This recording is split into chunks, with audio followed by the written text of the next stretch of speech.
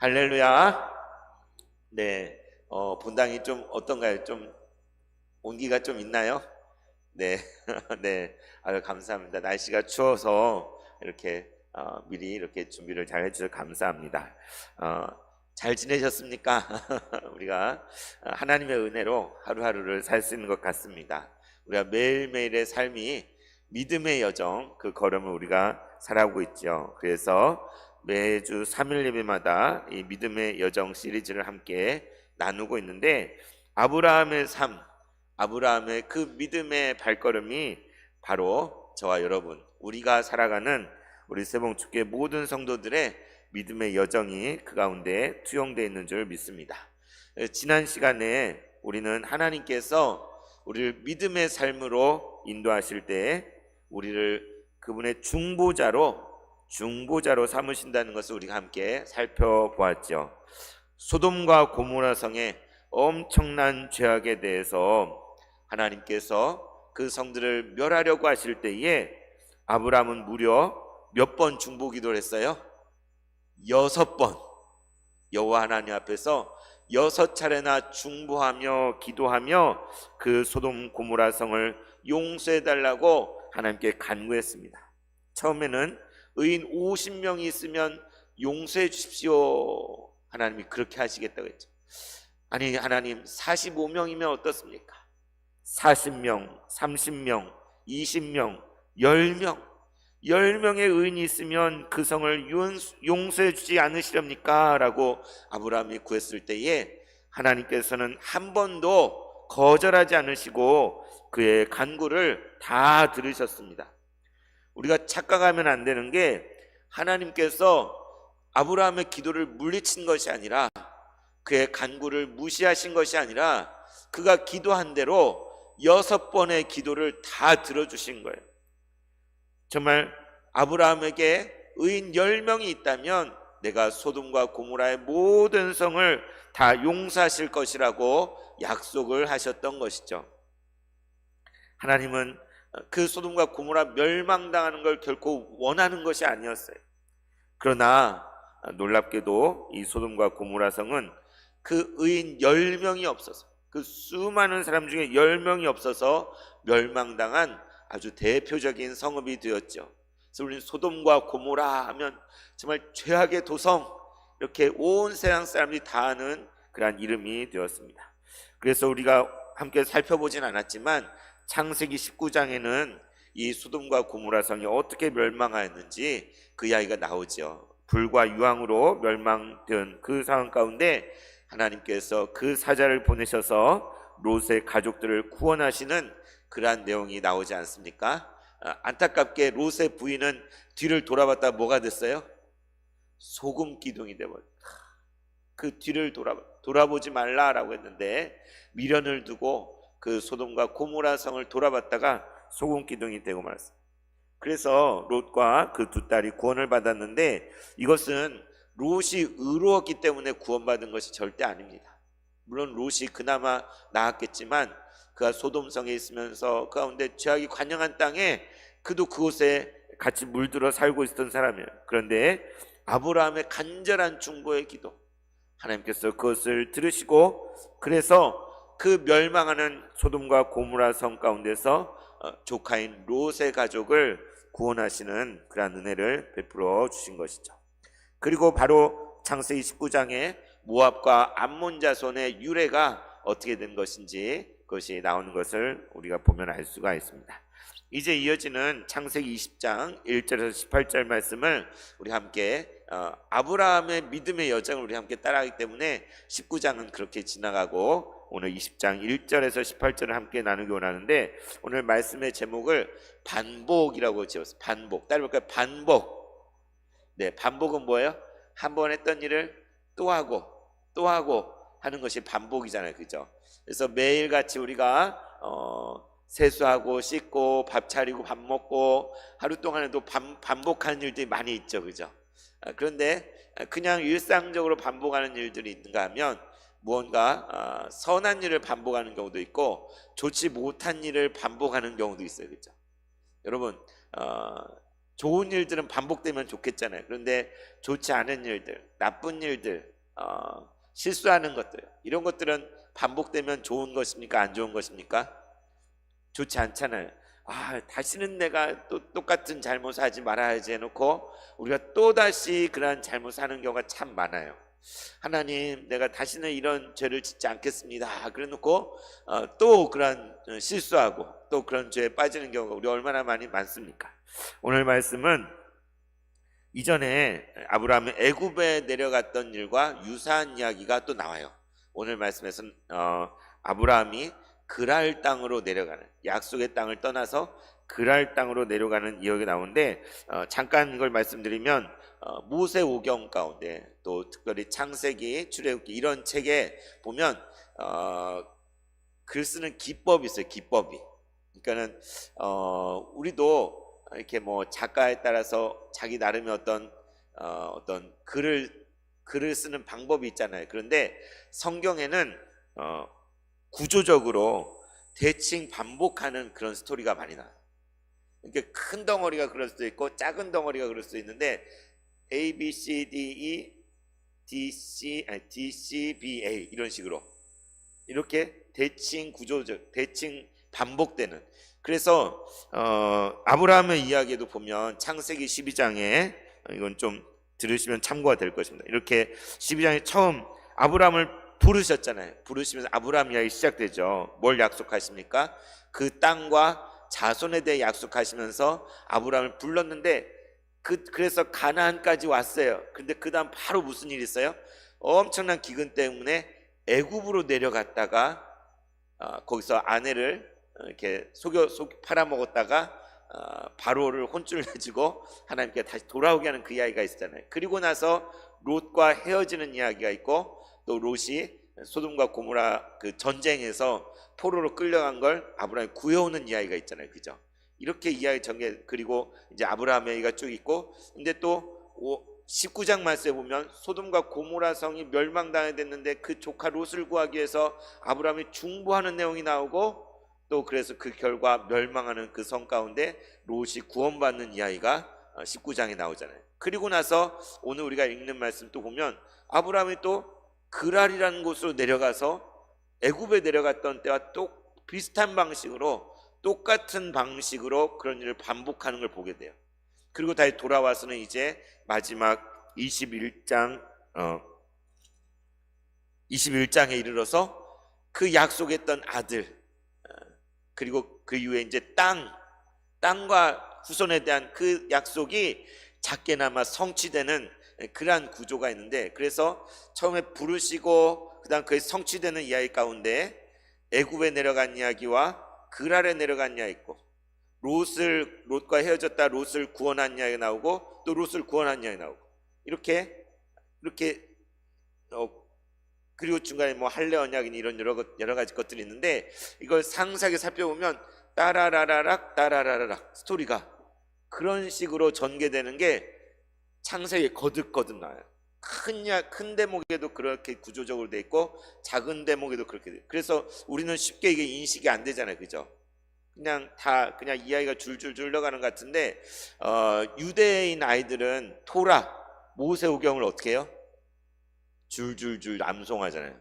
뭐 하늘천 따지 하듯이 이 성경 말씀을 줄줄줄 암송하는데, 그냥 어떤 틀이나 이런 게 없으면 외우는 게 참 쉽지 않잖아요. 그런데 그 단어나 운율적으로도 그런 내용들이 들어가 있고 구조적으로 이렇게 쉽게 머리에 각인할 수 있도록 창세기 안에 또는 출애굽기 안에 이런 대칭 반복적인 그런 구조의 스토리가 전개되고 있다. 신기하게도 이야기 틀이 그렇게 돼 있어요.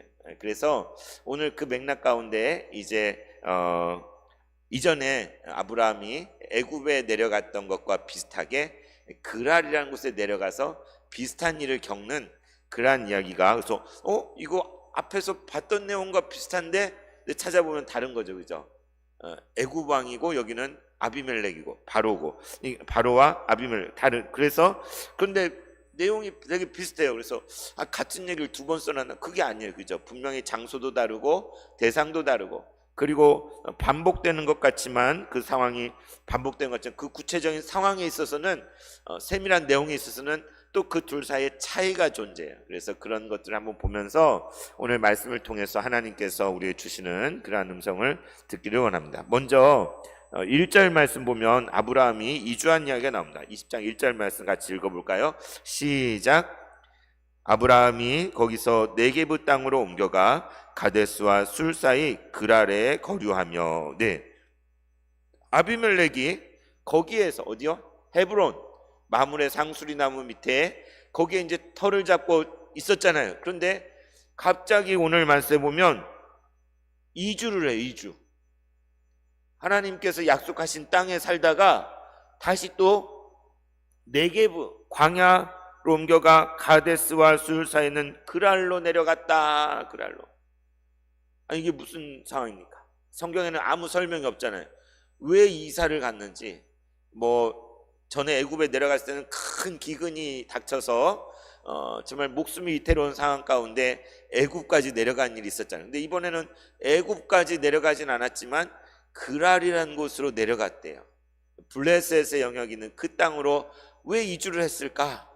왜 옮겨갔을까요? 거기에 부동산 값이 올라서 뭐 투자를 해보려고 아니면 그 땅이 더 좋은 것 같아서 왜 이사했을까? 왜? 여러분은 어떤 때 이사를 합니까? 어떤 때 이주를 합니까? 우리가 유추해 보면 왜 약속을 땅을 떠나서 그랄이라는 곳으로, 이것도 노년에 나이가 너무나 많이 든 이때에, 나이 들면 여기저기 옮기는 거 힘들잖아요, 그죠? 젊을 때야 막 뭐 길바닥에서 자고 막 이렇게 저렇게 이사도 다니고 그러는데 나이가 들었는데도 또 이사 다니면 얼마나 힘들어요, 그죠?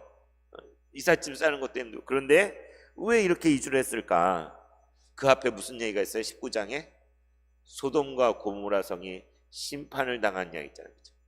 하늘에서 불과 유황이 떨어져서 온 세상이 뒤집어지는 것 같아요. 아브라함이 멀리서 볼 때 저 멀리서 옹기점 같은 뭔가 연기가 피어오르고 막 이런 것들을 멀리서 지켜봤다고 앞에 나와 있어요. 소돔과 고모라 성이 멸망하는 사건이 있어요. 화산이 폭발한 건지 운석이 충돌한 건지 뭐가 어떻게 된 건지 모르겠지만 큰 환란이 소돔과 고모라 성에 닥쳤는데 그 파급 영향력이 아브라함이 살고 있는 곳까지 미쳤다는 것을 우리는 생각해 볼 수 있어요. 그러니까 목숨은 건졌지만, 죽을 만큼은 아니지만 소돔과 고모라가 그 온 땅이 뒤집어지는 그러한 대재앙이 임하였을 때에 그 영향으로 아브라함이 지금 살고 있는 그곳에도 계속 거주하면서 살 수 없을 만큼 그러한 큰 어려움이 닥쳤을 것이라는 것을 우리는 생각해 볼 수 있는 거죠. 그래서 그랄은 서쪽이에요, 서쪽. 그러니까 소돔과 고모라는 그 사해 근처에 이쪽 헤브론에서부터 동쪽에 있는 편이라면 그랄은 해안가가 가까운 블레셋 땅에 가까운 서쪽이에요. 헤브론에서 동에서 서쪽으로 이동을 한 거예요. 이해 가시죠?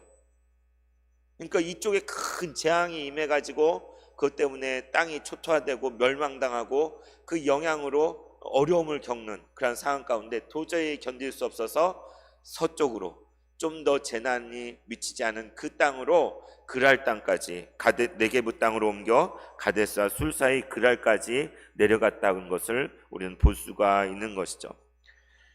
그래서 이제 이어진 2절에 보면 그렇게 그랄 땅에 내려가서 있으면 좋은데 전에 애굽에 내려갔을 때와 똑같은 상황이 또 발생을 하는 걸 보게 됩니다. 2절에 그의 아내 사라를 자기 누이라 하였으므로 그랄 왕 아비멜렉이 사람을 보내 사라를 데려갔다. 아이고 전에 애굽에 내려갔을 때 이런 일이 있었잖아요, 그죠? 사라를 누이라고 했을 때 바로가 아내를 데려가 버렸잖아요. 그런 일도 있었는데 이번에도 그 옛날에 그랬던 것처럼 그랄 왕 아비멜렉이 사람을 보내서 아브라함의 누이라고 하는 그 사라를 데려가 버렸어요. 여러분, 아니 지금 사라의 나이는 89세나 됐잖아요, 그죠?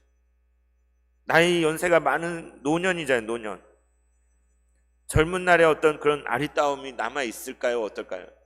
뭐 품위는 남아있을지 모르겠지만 나이 많고 자녀를 생산할 수 없는 그러한 나이잖아요. 경수 다 끊긴 나이잖아요. 그런데 왜 굳이 그랄 왕 아비멜렉은 사라를 데려갔을까? 왜 데려갔을까요?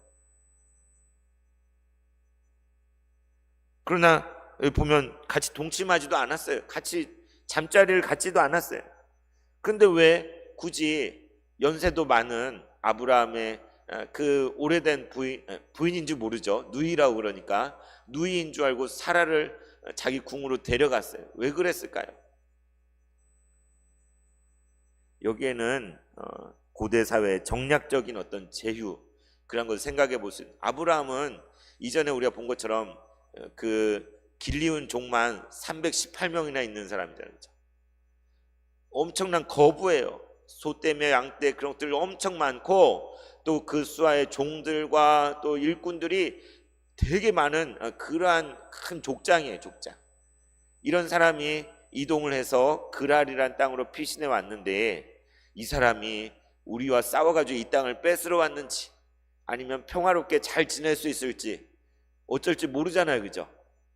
아브라함이 뭐 나라는 아니지만 큰 일단의 무리가 그 재난을 피해서 그랄 땅까지 들어왔을 때 얼마나 긴장이 돼요. 이 정말 우리랑 평화롭게 잘 살 수 있을지 없을지 모르잖아요. 그러니까 정략적으로 제휴를 얻기 위해서 너에게 누이가 있냐? 나에게 부인으로 보내라. 그래서 인척 관계를 맺게 되면 함부로 하지 않잖아요. 서로 조심할 수밖에 없잖아요. 그런 차원에서 아마도 정략적인 제휴를 위해 어쩌면 볼모로서 너 조심해야 돼, 함부로 하면 안 돼, 이런 차원에서 그 아내인 사라를 누이인 줄 알고 그랄 왕 아비멜렉이 데려간 것이라고 볼 수 있는 것이죠. 어쨌든 큰일 났어요. 아브라함 똑같은 그런 상황을 아니 그 정도 나이가 됐으면 제 아내입니다 라고 할 수도 있잖아요. 그런데 어디를 가든지 낯선 땅에 가면 당신은 내 누이라 하시오 그렇게 했더니 진짜 누이라고 그랬더니 그러냐 그러면 너의 누이를 내 궁으로 보내라 해가지고 그랄 왕이 데려가 버린 것이죠. 큰일 났습니다. 어떡합니까?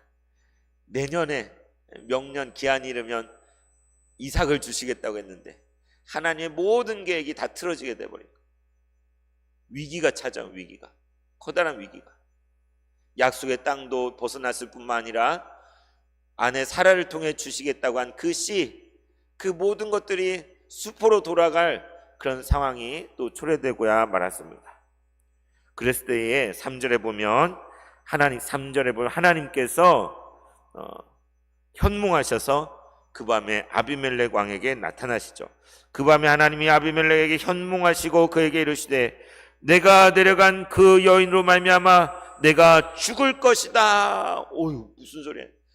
너가 데려온 그 여인으로 말미암아 너는 죽게 될 것이다. 왜냐하면 그는 남편 있는 여자이기 때문이다 라고 하나님 말씀하세요. 얼마나 깜짝 놀랄 일입니까? 아비멜렉 입장에서는 아비멜렉 이 말은 나의 아버지는 멜렉, 나의 아버지는 왕이시다 이런 이름이에요. 그러니까 왕에게 붙여진 이름인데 아비멜렉 잠자고 있는데 꿈에 하나님께서 그에게 찾아오신 거예요. 바로에게 그랬던 거죠. 그리고는 너 죽을 거야. 너 죽는다. 너 그 여인을 너가 데려왔는데 그래서 너 이제 죽게 될 거야. 왜냐하면 남편 있는 여자를 너가 데려왔기 때문에 너는 죽어 마땅해 라고 하는 말씀하시니 얼마나 충격을 받았겠습니까? 얼마나 날벼락입니까? 얼마나. 그래서 4절 5절에 보면 아비멜렉이 하나님께 억울해, 너무나 억울해 상변하는 거죠. 아비멜렉이 그 여인을 가까이 하지 아니하였으므로 그가 대답하되 하나님께 대답합니다. 주여 주여 주여. 아이고 하나님 어떻게 의로운 백성도 멸하십니까? 소돔과 고모라의 백성은 죄악이 너무나 깊어서 멸망당했잖아요. 근데 아비멜렉은 지금 어떻게 주님은 의로운 백성도 멸망시킬 수 있습니까? 5절에 그가 나에게 있는데 누이라 하지 아니하였습니까? 그 여인도 내 오랍이라 했으니 나는 온전한 마음과 깨끗한 손으로 이렇게 한 것입니다 라고 하는.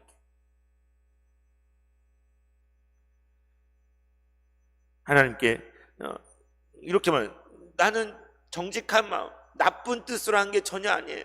선의를 가지고 악한 의를, 아브라함을 해치려 한다거나 아브라함에게 있는 무언가를 뺏으려 했다거나 약탈하려 했다거나 그런 나쁜 뜻이 아니라, 어떤 탐욕을 부렸다거나 그런 게 아니라 온전한 마음과 깨끗한 손으로 나는 행했습니다 라고 말하는 거예요. 그럴만 하잖아요. 아비멜렉은 그런 의도가 없었어요. 뭔가 해치려 하거나 뭔가 나쁜 악의를 가지고 한 것이 아니라 여기 말한 것처럼 순수한 마음으로 그와 평화적으로 잘 지내기 위해서 그의 누이를 데려왔던 것이죠. 누이라고 하니까, 또 오랍이라고 하니까 전혀 문제가 되지 않잖아요. 윤리적으로 잘못된 게 아니잖아요. 그래서 하나님, 저는 정말 결백합니다. 저는 정말 나쁜 뜻으로 행한 것이 아닙니다 라고 아비멜렉이 이렇게 하나님께 억울함을 호소합니다. 그랬을 때에 6절 7절에 하나님이 응답하시죠. 하나님이 그에게 또 이르시되 그래 맞다 말씀하시죠. 하나님도 재밌어요, 그죠? 너 죽을 거야 라고 해놓고는 이제 와서는 아비멜렉 그렇게 얘기하니까 그래 너 말이 맞아 인정해 주시는 거예요. 하나님은 우리가 이야기하는 걸 안 들으시는 분이 아니에요. 우리의 사정을 안 봐주시는 분이 아니에요. 우리의 상황을 다 아시고 그것을 다루시는 것이죠. 너가 온전한 마음으로 이렇게 한 줄을 나도 알고 있다.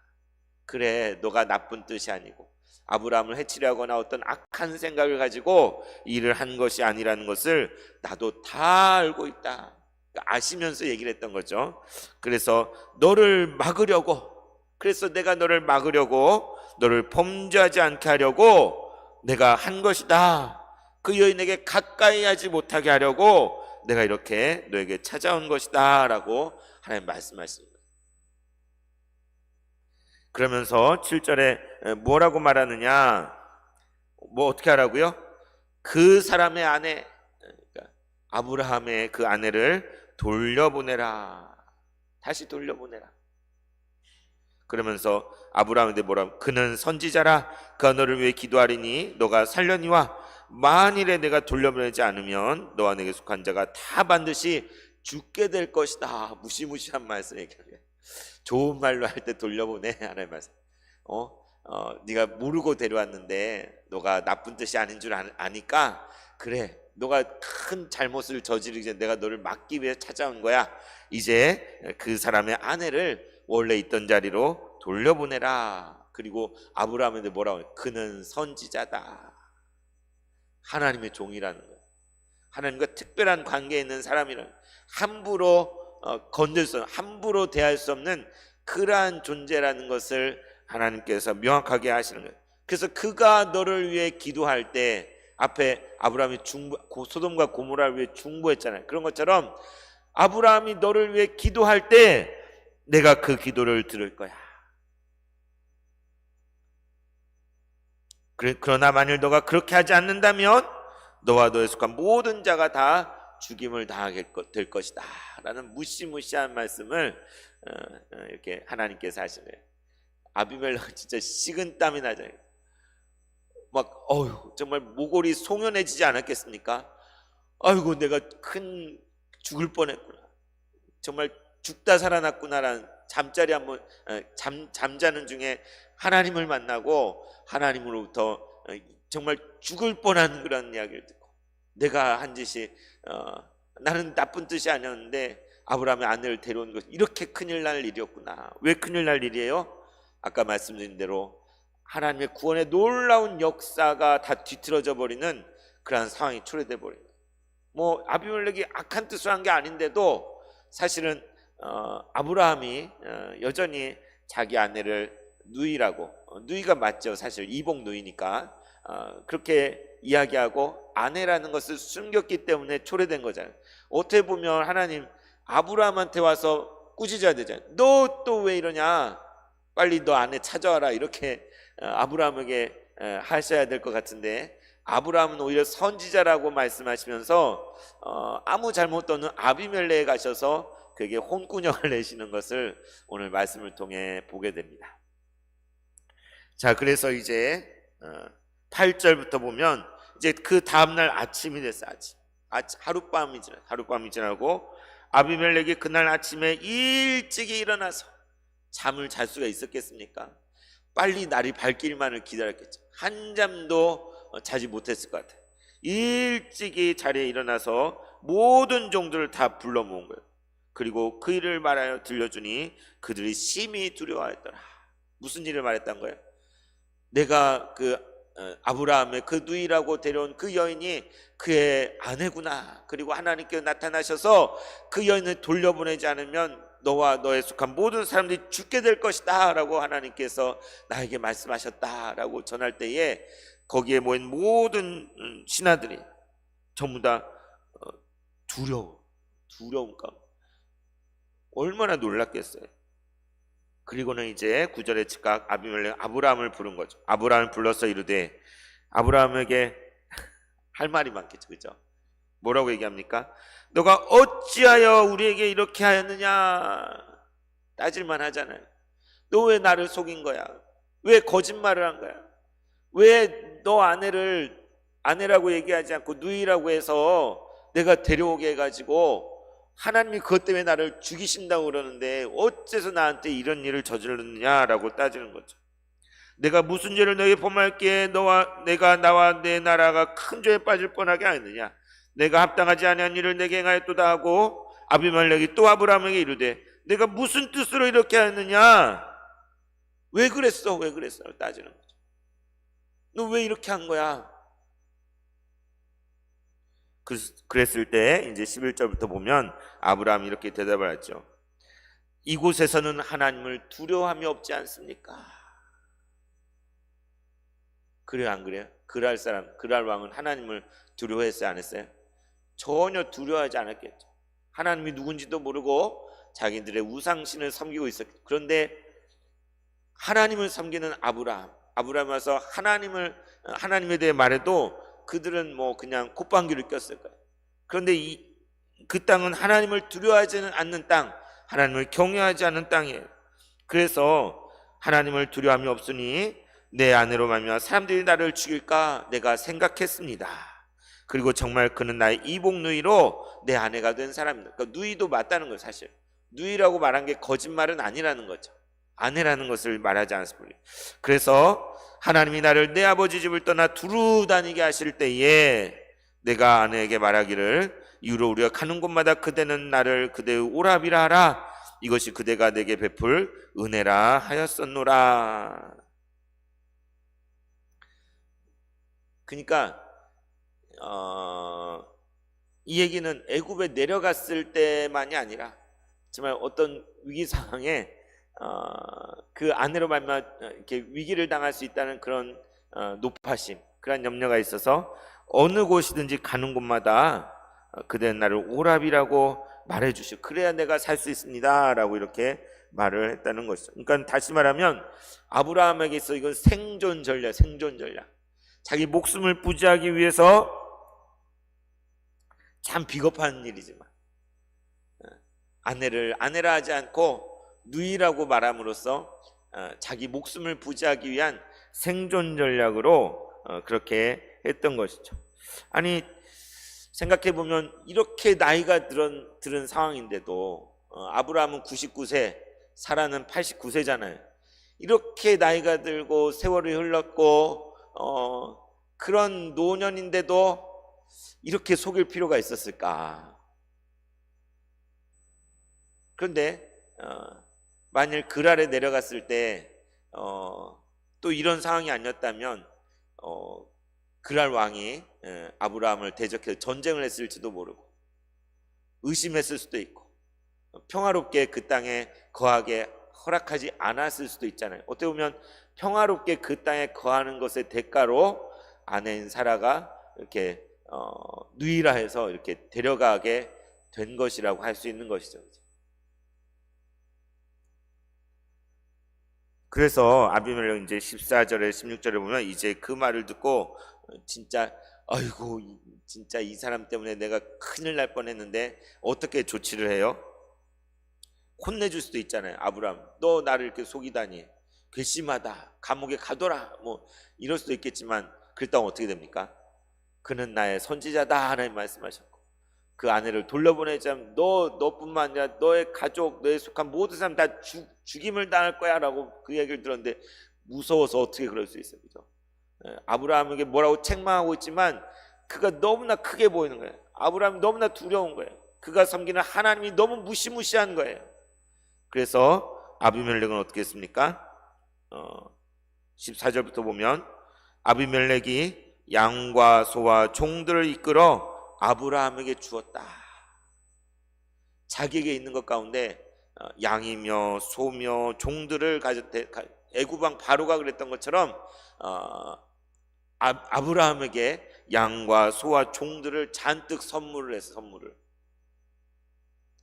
그리고 하나님 말씀하시는 그 안에 사라도 다시 돌려보내고 그러면서 15절 뭐라 하냐? 아브라함에게 이르되 내 땅이 내 앞에 있으니 내가 보기에 좋은 데로 거주하라. 너 살고 싶은 대로 살아. 앞에 애굽에 갔을 때랑 이야기가 뭐가 달라요? 애굽에서는 온갖 선물을 주면서 당장 나가. 애굽에서 당장 나가. 애굽에 쫓아냈잖아요, 그죠? 근데 이번 그랄에 갔을 때 차이점 뭐냐?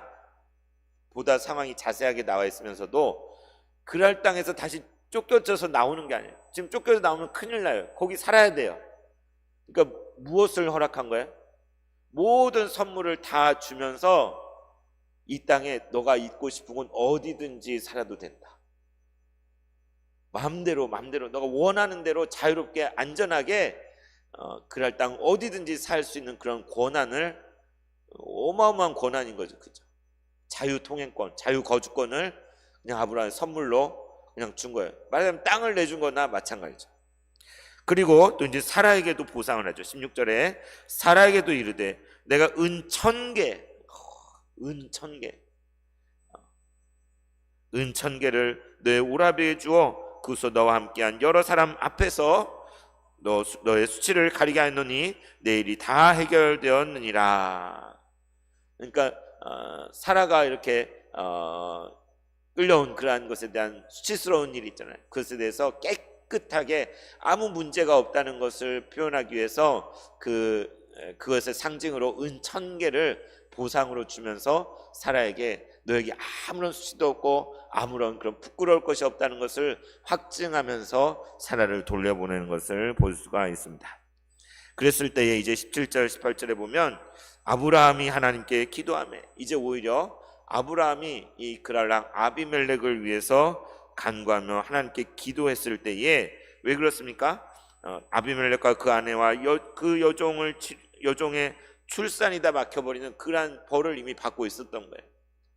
그래서 아브라함이 하나님께 중보하여서 아비멜렉을 위해서 그리고 그의 가족들을 위해서 기도했을 때에 하나님께서 아비멜렉과 그 아내와 여종을 치료하여 주셨다.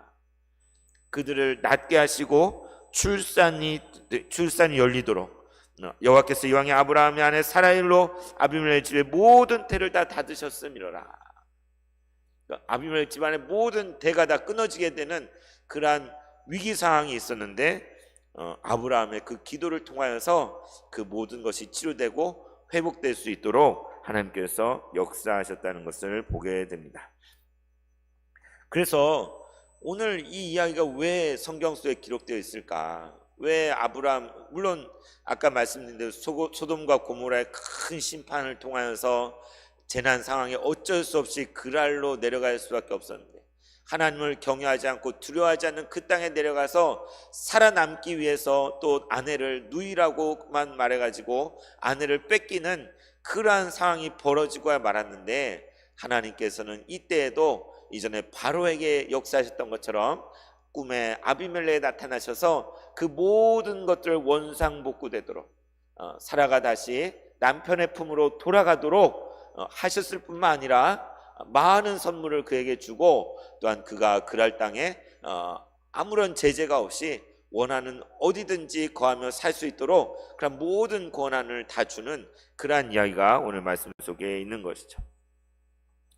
그래서 왜 굳이 이런 이야기가 여기에 있을까? 여러분, 지난번 우리가 애굽에 내려갔던 이야기를 나누면서 이거는 나중에 4대 후에 요셉 시대에, 야곱과 요셉 시대에 이스라엘 백성이 애굽에 내려가서 400년을 종살이 하다가 다시 돌아올 그 일을 예표하는, 그 일을 상징하는 사건이었다고 말했잖아요.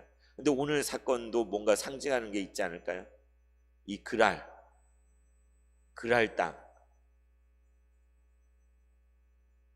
아비멜렉 왕. 여러분, 다윗이 사울 왕에게 쫓겨서 도망 다니다가 더 이상 견딜 수 없어서 어디로 갔어요? 아비멜렉에게로 갔어요. 아기스라고도 나오는데 시편에 보면 아비멜렉에게 도피하여서 거기서 블레셋 땅으로 투항해서 거기서 그가 살 수 있는 한 성을 하사봤죠. 그 성 이름이 시글락이에요. 시글락. 근데 여러분, 놀라운 것은 이 그랄 땅이 시글락이에요. 그러니까 아브라함이 지금 이 재난 상황에 도피해서 그랄로 내려갔던 이 이야기는 훗날 예수님의 그 족보의 조상인 다윗이 사울 왕을 피해서 블레셋으로 투항하고 거기에서 시글락성을 하사받아서 거하였던 그 이야기를 창세기에 이미 잠깐 등장하는 거예요. 그랄 땅의 성이 시글락이에요. 시글락. 그리고 그때도 그 왕이 블레셋 왕의 이름은 아비멜렉. 나의 아버지는 왕이시라. 이름도 똑같아요. 신기하지 않아요? 성경은 그냥 괜히 그냥 우연히 어떤 이야기들이 있는 것이 아니라 장차 있을 모든 일들 짝을 가지고 있어요. 여러분, 또 나중에 야곱이 하란으로 가는 그 형의 미움을 받아가지고 그 외삼촌 집으로 멀리 갔다가 돌아오는 이야기 있잖아요. 나중에 이스라엘 어떤 역사가 있어요? 아시리아에게 멸망하고 바벨론에게 멸망해서 바벨론 포로로 70년간 끌려갔다 돌아온 이야기 있잖아요. 그 이야기가, 이스라엘 역사의 그 이야기가 창세기에 아브라함과 그 족장들의 이야기 속에 이미 다 들어있어요. 나중에 될 일들이. 그래서 아브라함이 그랄에 내려갔던 이 이야기는 그냥 어쩔 수 없어서, 또 거기 가서 아브라함이 실수하여서 잘못을 저질러서 고초를 겪은, 어려움을 겪은 그러한 이야기의 하나인 것이 아니라 장차 이스라엘 역사 속에서 이루어질 일들이 투영되어서 여기에 새겨져 있는 거예요. 여러분, 이제 아브라함이 그랄에서 돌아와서 이제 1년 후에 아들 이삭을 낳잖아요. 이삭, 약속의 아들이잖아요. 무엇을 상징하는 거예요? 하나님의 아들, 독생자 예수님이 이 땅에 오시는 것을 상징하는 아들이 이삭이에요. 이삭.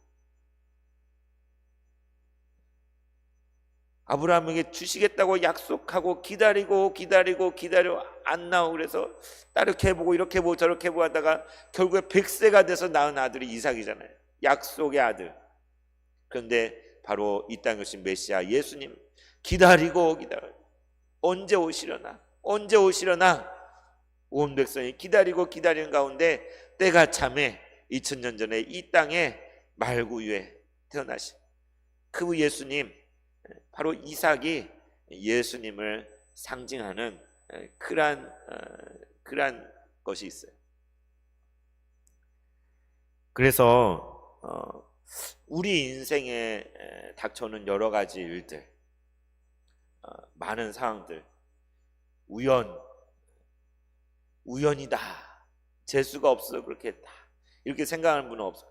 그러나 우리가 시련과 고통과 어려움들이 닥치면 하나님 어찌하여 왜 이런 일이 벌어집니까? 왜 이런 고통이 우리에게 있습니까? 우리는 하나님께 부르짖게 돼요. 그렇죠?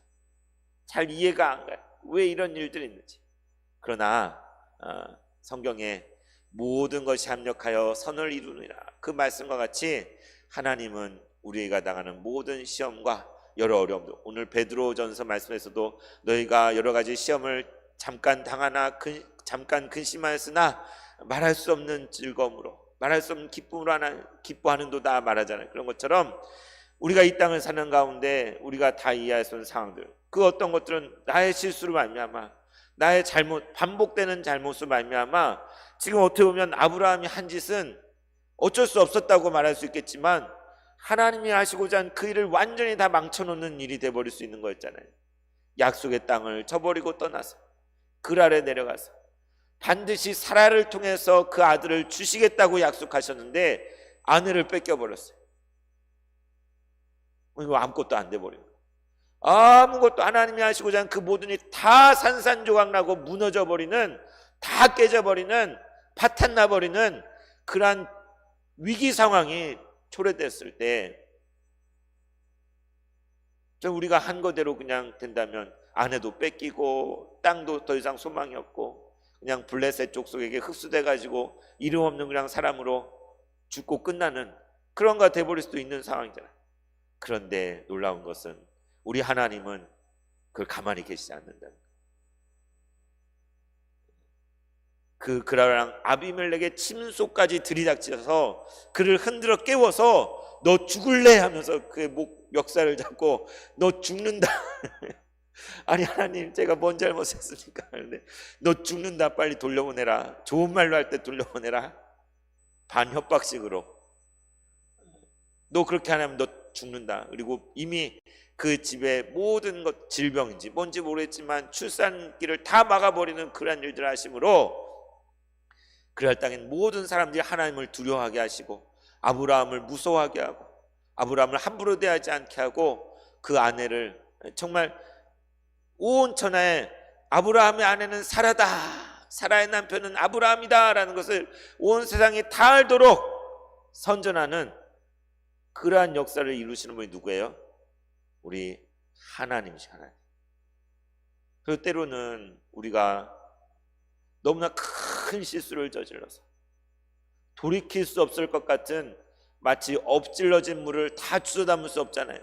그런 것처럼 치명적인 그러한 과오와 잘못을 저질러서 수습이 안 되는, 돌이킬 수가 없는, 어떤 말을 했는데 이 말이 정말 해서는 안 되는 어떤 말을 해가지고 큰 상처를 주고 이거 돌이킬 수가 없잖아. 이미 저질러 버린 말, 내가 누구의 욕을 했거나 나쁘게 막 저주를 했거나 이런 것들을 욱해가지고 내가 했는데 이거를 다시 주워 담을 길이 없잖아요.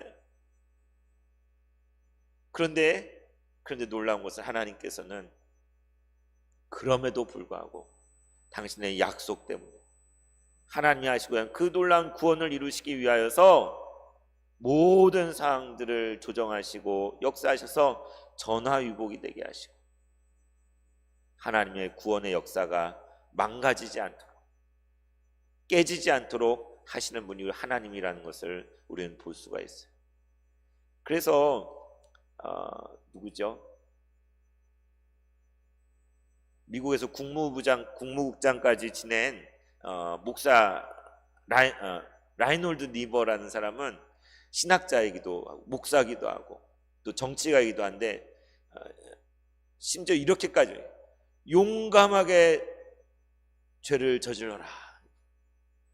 뭔 말이에요? 죄를 아니 그 믿는 사람들 보고 용감하게 죄를 저지르, 구원파 같은 그런 얘기를 했는데 그 본 뜻은 뭐냐?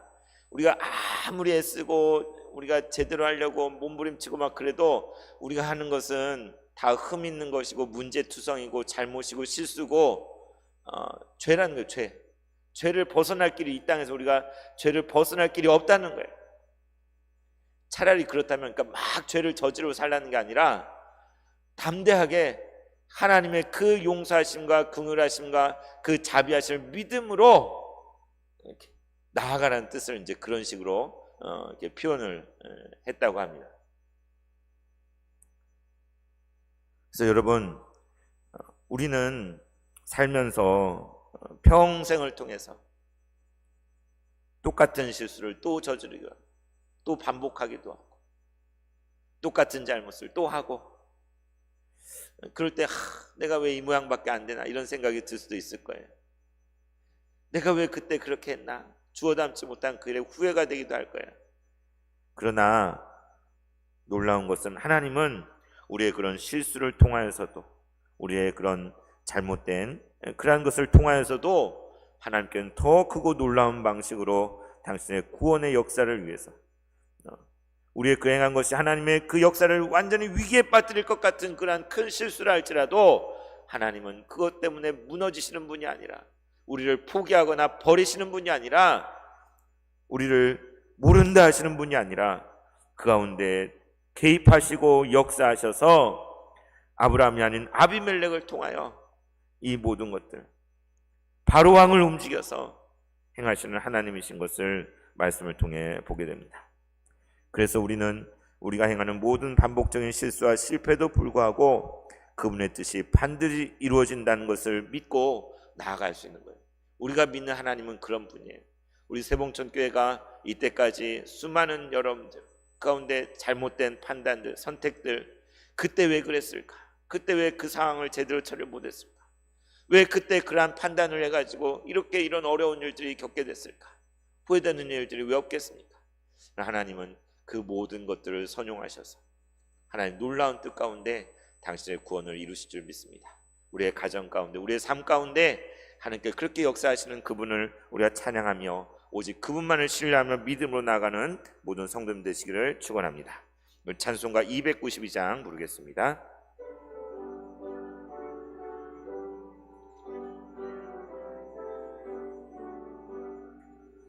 주 없이 살 수 없네 죄인의 구주여, 그 귀한 몸의 피로 날 구속하소서.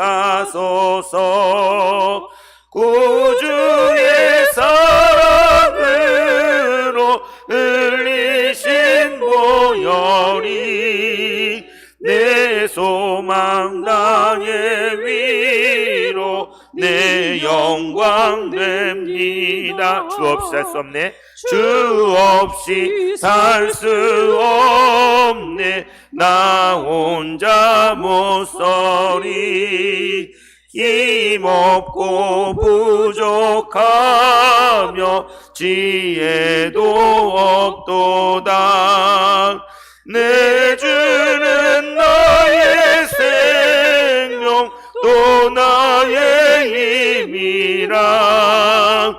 주님을 의지하여 지혜를 얻으리. 주 없이 살 수 없네, 주 없이 살 수 없네, 내 주는 아신다.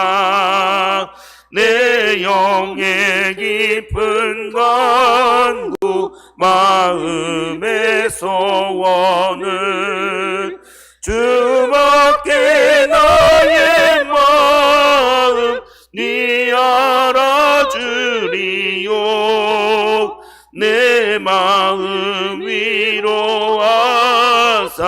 평온케 하시네. 주 없이 살 수 없네, 세월이 흐르고 이 깊은 고독 속에 내 생명 끝나도 사나운 풍랑일 때 날 지켜주시니 내 곁에 계신 주님 늘 힘이 됩니다.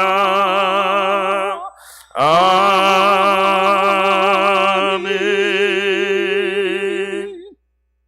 하나님 아버지, 우리는 결코 주님 없이 살 수 없음을 고백합니다.